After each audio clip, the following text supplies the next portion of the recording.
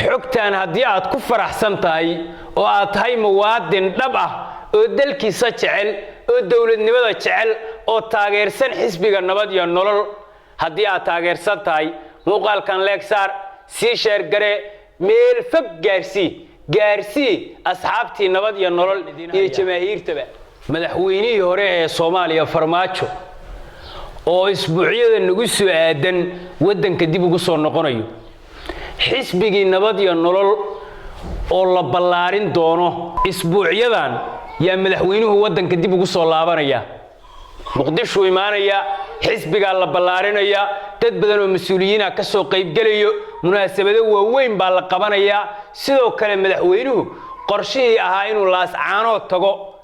isbuucyadan buu hirgalaya markii uu wadanka dib ugu soo loo shir weyn oo nabad iyo nolol ah baana ka dhici doona magaalada Garowe waa la isugu imaan doona halkaas xisbiga lagu ballaarin doona halkaas noqon doonta rugta xisbiga nabad iyo nolol waxa loo diyaar garoobayaa soo noqosho markii labaad in xisbigu uu talada dalka la wareego ummadoo dhan waxa Ilaahay ka baryayaan in Farmaajo ummadda u soo celiyo in dawladnimadoodii si ay hore ugu soo socoto